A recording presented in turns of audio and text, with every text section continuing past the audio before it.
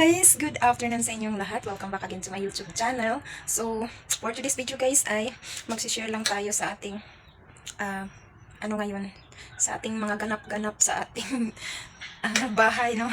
Sa ating bahay, sa ating tindahan. So, ngayon guys, ay nandito tayo sa kusina.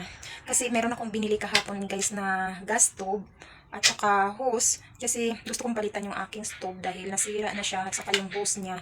Yung problema ko ay takot akong magkabit at magpalit sa hose. Ayan. So, hindi ko alam kung anong gagawin ko kasi takot talaga ako guys, kahit nanood na ako ng tutorial kung paano siya ikakabit, pero kinakabahan pa rin ako, baka mamaya hindi ko siya makabit ng maayos at sisingaw. Ayan. Kaya natatakot akong galawin siya. Tapos yun, wala din kasi akong mapag-utusan dito kung sino marunong magkabit. Kaya ayan, nahirapan ako kung sino yung utusan ko, kung sino para makabit na to. Kasi ang hirap pag walang gasol, kahoy yung ginagamit ko. Napakahirap dahil pag gusto mong mag-init-init, tapos may lulutuin ka lang na so mahirap pag kahoy. So yan guys, papakita ko sa inyo guys. So yan na siya guys, oh, yung aking biniling stove. Ayan, so binili ko to sa Centrum. Ayan, tinanggal ko na yung pinaka-plastic niya. Yung brand niya ay, ayan, La Germania. Ayan. So, 1.6 siya mahigit, pero naka-discount tayo dahil cash natin siya binili. So, ano na lang yung nabayaran ko? 1,590. So, ayan, to Warner siya. Ayan. Kasi yung aking ito, lumang-luma na siya at nasisira na siya guys. Natatakot na akong buksan siya kasi parang pag open ko gumaganon yung apoy. Kaya kinakabahan ako, tapos gustong palitan na rin yung hose niya. Pero ito hindi ko siya pinalitan. Hindi ako bumili ng regulator. Ito, okay pa naman siguro to, pero parang kinakalawang na siya. Ayan. Ayan. So, okay pa naman siguro siya, no? Ayan, natatakot ako magkabit kasi nito. So, ayan, sa lahat ng guys, ito yung ko, na takot talaga akong magkabit. So, tatanggalin ko muna itong plastic niya, guys. So, ayan, guys, natanggal ko na yung plastic. Kahit sa plastic ay pinaghirapan ako. Pinagpawisan ako pagtanggal. So, meron pa nga, hindi siya matanggal. Ayan, meron pang natitira. So, sa lahat ng gamit guys, ito yung pinakaayaw ko talagang ikabit. Kasi, natatakot talaga ako. Yan. Yung mga ibang mga gamit na mga ampli, mga TV, okay lang. Kahit yung beauty ay ko rin yun. Inaayos pa nga yun. Pero ito talaga yung takot talaga ako. Yan. So, maghahanap ako kung sinong pwede nating utusan magkabit guys, kahit magbayad na lang ako. Hello guys, good morning. So, balik tayo sa ating video. So, sa wakas guys, ay naikabit na rin yung aking stove. At yung kanyang ayan, yung kanyang hose. So, yung nagkabit ay yung aking,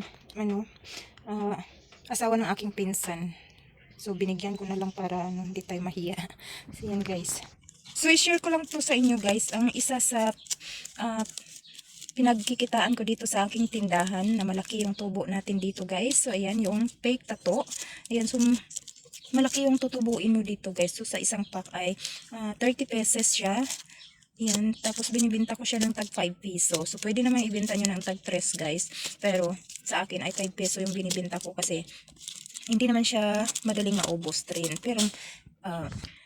Pero kahit hindi siya madaling maubos, ay hindi naman siya masisira. Okay lang na matagal maubos.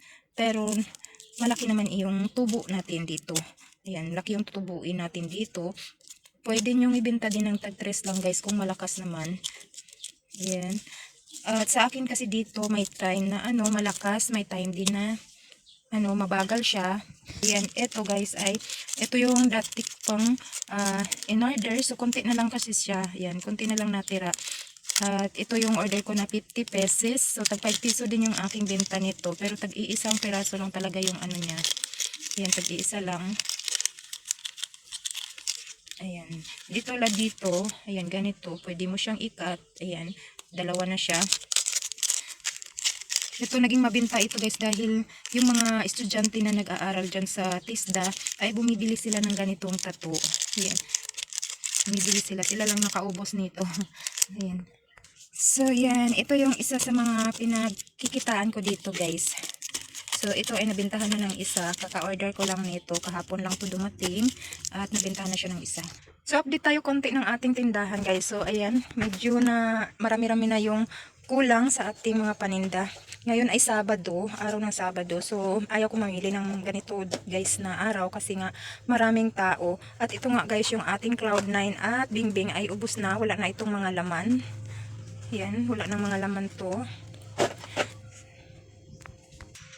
Tapos sa ating biscuits guys, ayan, dami na rin kulang. So, marami ng space yung ating lagayan. Ayan. So, ayan, minsan gusto ko rin kasi guys na ipaubos talaga yung hindi ako mag-grocery hanggat meron pang mga ilang peraso para maubos talaga siya para bago na naman. So yan, so siguro ay sa Monday or Tuesday na ako mag-grocery dahil pag Linggo, kahit nung Huwebes ay pumunta ako dun sa ano guys, sa palengke. Dapat ay papasok ako dun sa grocery na malapit lang sa palengke. Kaso napakaraming tao kaya hindi ako tumuloy. Baka abutan ako ng hapon sa sobrang haba ng pila. So yan, yung mga binili ko lang ay yung itlog lang at tinapay. Tapos yun, protein, yun lang binili ko si ano. Tapos lumboy. So, yung mga sitserya natin ay okay pa naman siya. Ayan, marami-rami pa naman yung sitserya. Kaya, kahit hindi pa ako mag-grocery, okay lang. At yung ating mga sardinas, ayan, marami pa. Ito. At yan. Yung, ano lang, sabon, ayan, bakante na. Tapos dito, yung mga maliliit na sitserya, ayan na lang din. Pero yung silver swan ko ay isa na lang yung maliit nito. Yung 100 gram, isa na lang. So, ayan lang guys, yung aking update sa aking mga ganap-ganap sa aking bahay at sa aking tindahan. So, maraming salamat ulit sa inyong panonood guys. Bye-bye!